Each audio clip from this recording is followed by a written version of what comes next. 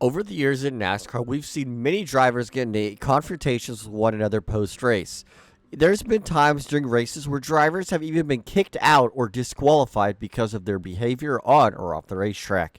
And in this video, we're going to be looking at moments in NASCAR where drivers were disqualified or even suspended for a race or multiple races.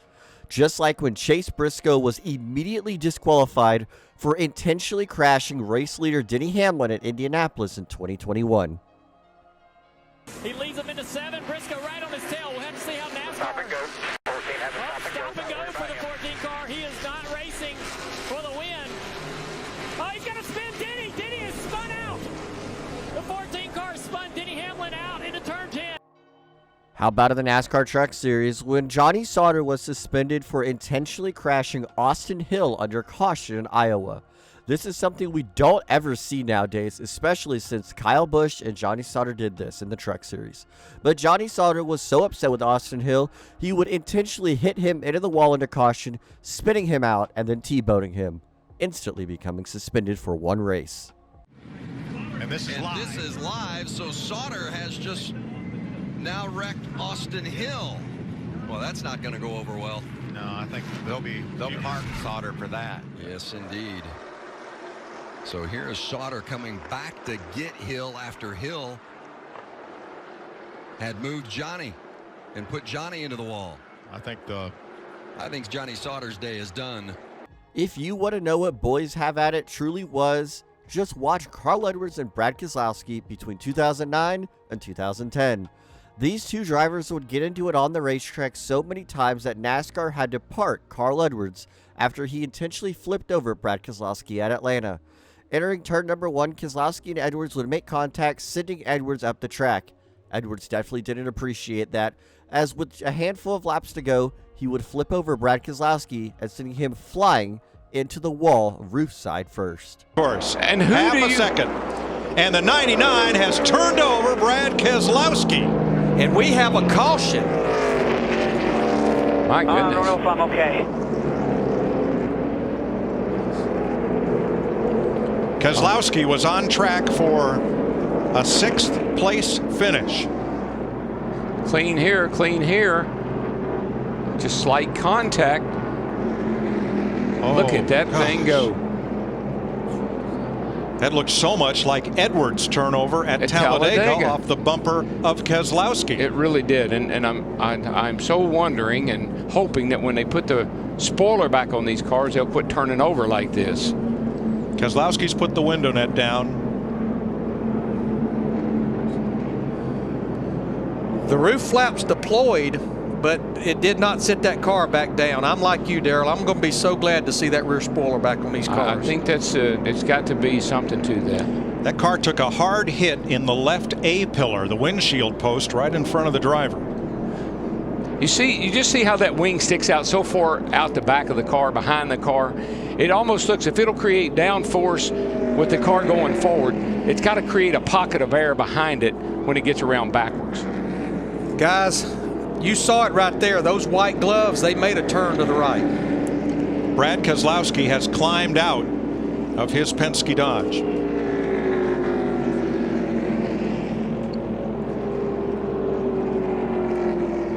We're under caution with 6 laps to go. There's Brad. He's okay. Helmet, Hans device out. How about a time a driver got disqualified and suspended because he lost a piece of tape on his car? Well, this happened to Josh Williams at Atlanta as a piece of tape would fly off his race car. NASCAR told him to park it and he was done. Well, he was so furious and upset with NASCAR, he did exactly what they said, but literally. He parked his car on the start-finish line, got out of it, waved to the fans, gave him a thumbs up, and then walked across the grass, leaving his car on the racetrack under caution. This is unbelievable, and I don't think we'll ever see it ever again in NASCAR. Robbie Gordon, we showed you the replays earlier for his involvement in this incident that got Jeremy Mayfield and Tony Stewart, 2 of the championship chasers, in trouble. Well, this is just a payback, and we talked about, we thought that was the situation last week at Richmond with Jimmy Spencer and Casey Mears, and they were going to park Spencer for a couple laps and then looked at the tapes and said no, but this is pretty obvious that this was a payback. And this is what needs to be done, and I commend NASCAR for it. This time they looked at the tapes and said, we're going to penalize Robbie Gordon 2 laps for rough driving.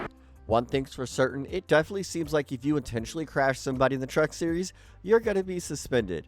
Kevin Harvick was a Cup Series driver who raced in the Truck Series in 2002. He would intentionally crash somebody in the Truck Series, and guess what? He was immediately parked, and he was suspended for the Cup Series on that very weekend.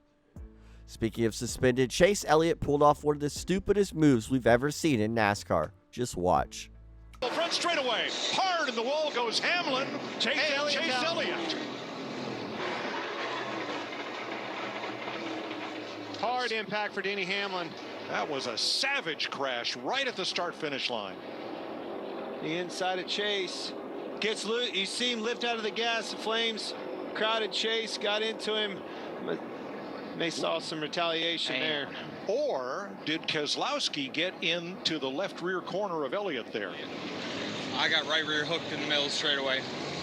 Did you think there was any kind of retaliation there, or what was the deal? What led to that? Yeah, it's a tantrum, and he shouldn't be racing next week. Right rear hooks are absolutely unacceptable.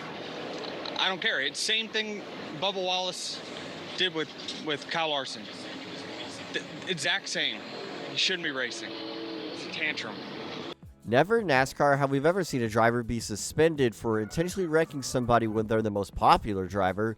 That never happens, but it happened in 2023 when Chase Elliott intentionally crashed Denny Hamlin hard into the outside wall at Charlotte. Hamlin ran Elliott up the track and Elliott hit the wall.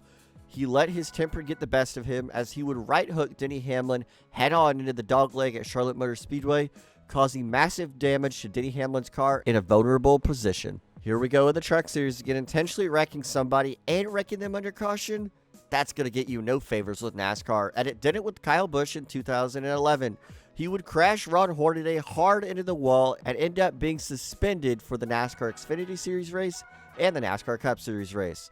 This was probably the most devious thing Kyle Busch ever did in his Truck Series and even NASCAR Cup Series career. This has tarnished Kyle Busch's legacy for years to come, and it's still a black eye for his career. Thankfully, he's moved on from incidents like this, but when he was younger, he was definitely a hothead. Then he shoots up the racetrack, almost gets into the 31, and here comes Hornaday for second, trying to take that spot away. How about that young driver, Ron Hornaday, trying to get by Kyle Busch here? Ooh, close. Wide into turn 4. That moves Kyle Busch all the way up the racetrack. He has to catch it before he gets in the wall, and Hornaday catches the wall. Well, it's certainly been big here this morning. Standing right in front of the NASCAR hauler just moments ago, probably 100 members of the NASCAR media around here. And what they saw was Joe Gibbs Racing, the owner, Joe Gibbs himself, up inside the NASCAR hauler. He was followed by J.D. Gibbs. J.D. up in the NASCAR hauler for a meeting about what happened last night. He was followed by Kyle Busch, also up in the hauler. The bottom line, what will come out of this? NASCAR has come out and said that they will have a press conference at 8:45 concerning the incident last night and possible penalties being weighed against Kyle Busch. And following the event and after a good deal of conversation and discussion, NASCAR has decided to maintain that parked position on the driver of the 18 truck for the balance of the weekend.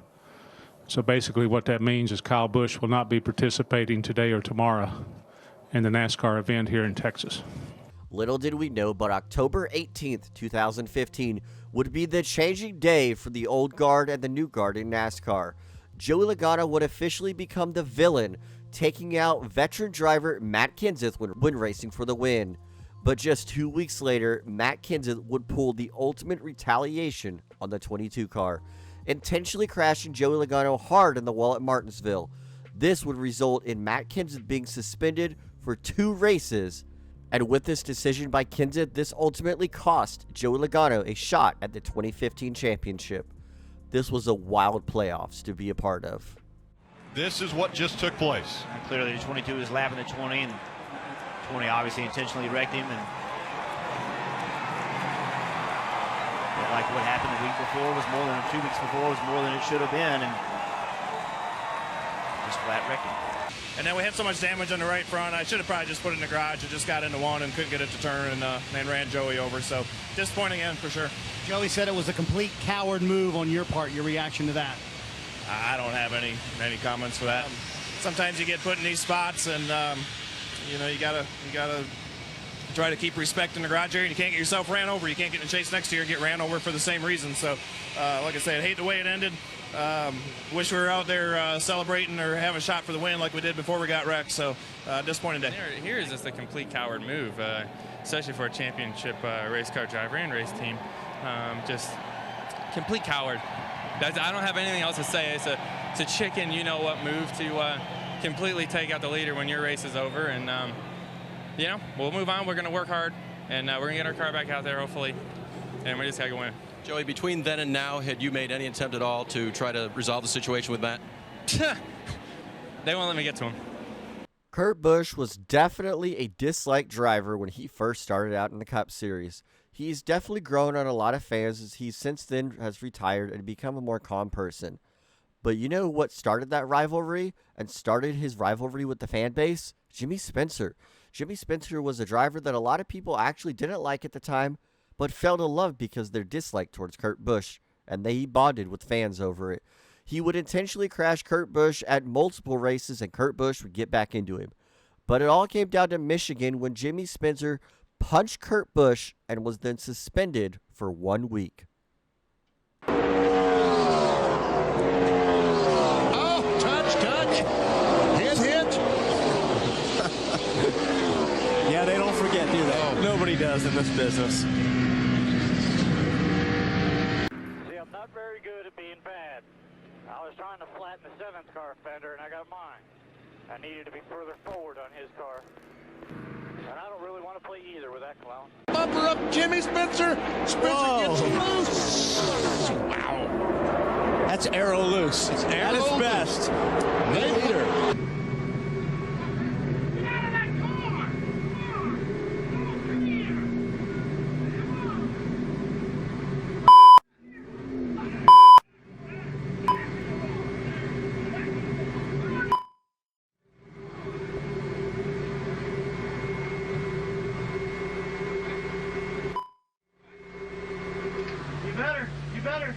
You better. Kurt Busch and Jimmy Spencer kind of duked it out on the racetrack, and that flowed over to the post-race activities. Jimmy actually bumped the number 97 as they entered the garage area, and then sources tell me Jimmy got out of the car, approached Kurt Busch, and actually punched Kurt Busch. Authorities are looking into it. Got 2 wrecked race cars out of it, and I don't respect Jimmy Spencer.